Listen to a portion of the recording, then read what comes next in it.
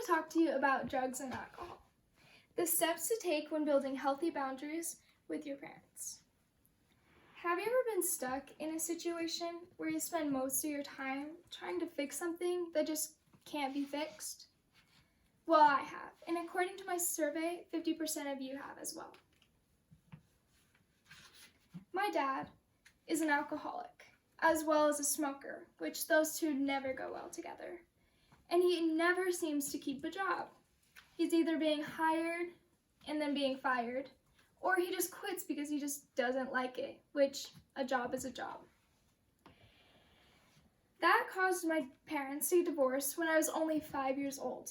And it was very tough on my brother and I, considering that he was only 3 years old. Me having to help him during all the fights and arguments my parents had. Always had to take him outside to get him away from that. My brother and I spent years going to visit him, with him not making any progress to better himself. He is still living with his parents to this day, and probably will never have a house. With that being said, spending the last 10 years trying as much as I could to help him, it never seemed to work. It always led to arguments and fights, and even led to arguments with his parents because they didn't agree with what I was saying. So I figured out, instead of trying to help someone who doesn't want help, I'm going to start by helping myself. That brings me to what I'm going to talk about today. We need to build healthier boundaries with adults in our household who are misusing alcohol or drugs. Today, I will cover the emotional effects on a child whose parents are addicts, what we can do to help a child or yourself get through it, as well as the way our future will look by taking these few simple steps. Okay, let's start off with the problem. Many children, as myself, suffer from a painful emotional state as a result of their parents being addicts. In 2007, the National Survey on Drug Use and Health reported that in the United States, 8.3 million children were under the care of a parent who abused drugs or alcohol. Raising children with an addiction can result in the child having trust issues, social disconnections, as well as depression, such as the girl right here. I was like her once, and it's not that easy. Once children are older, they may begin to feel as if they have to be the ones to take care of their parents, or they may feel as if they are the ones to blame for their parents' use. This role reversal is stressful and can cause a lot of anxiety for a teenager who believes they have to keep the family running. That isn't a child's job, it's the parents'. That's why it can cause a lot of stress, doctor sides and states. While many of you may not be in a situation like this, you can most certainly make an impact on helping someone else who is. Setting healthy boundaries is essential for making it through the situation. Eckel states, setting reasonable boundaries is an act of self-love. It is for your benefit and not anyone else's. It's something we should all practice on a regular basis. Let's talk about the step-by-step process.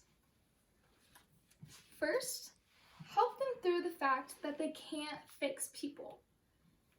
Fixing others is a way to try to get love, attention, and/or validation, states therapist Brenner. It is a waste of energy and time that can be used to benefit yourself. Second, help them separate themselves from others. Addicts are known for using every tool in their arsenal to keep their addiction going. Moving forward, states Bertrand T. And that is true. I tried helping my dad, and he always seemed to make it an argument, even over the small, simple things. So I learned to separate myself from him. With that being said, by separating yourself, you're able to avoid the future arguments.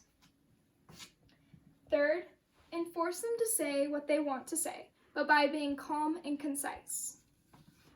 Martin states, stick with the facts without ever explaining, blaming, or becoming defensive.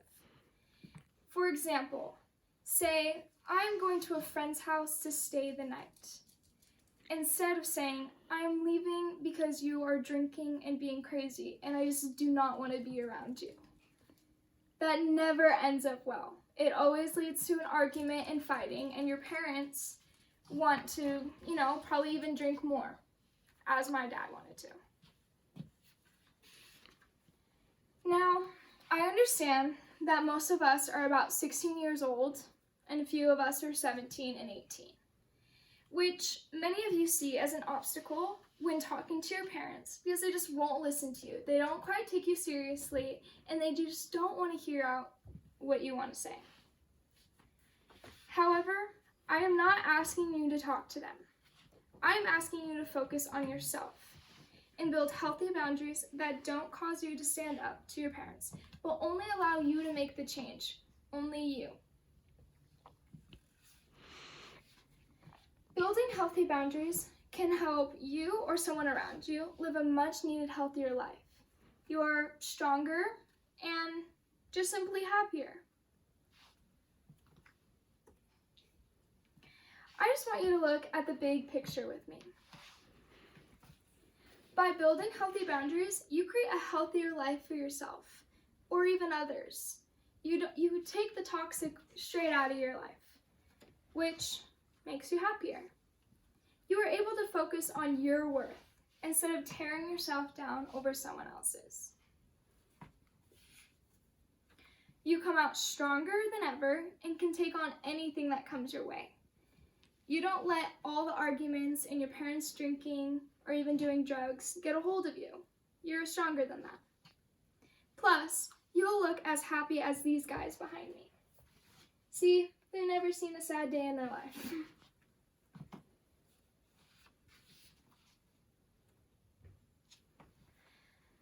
As I come to the end of my speech, I would like to go over what we covered. When an adult in your household is misusing drugs or alcohol, you need to set healthy boundaries for your sake and only your sake. You don't need to worry about anybody else, you need to only worry about yourself. About 8.3 million children are in the care of parents who misuse drugs and alcohol. That's still a lot, and there can be even more to this day. You may not be able to change someone's habit, however, you can change your own. By using 3 simple steps, you can build boundaries that will leave you living a healthier, stronger, happier life. Everyone wants to live a life like that, nothing more. 3 steps can change a life, and it starts with you. Any questions?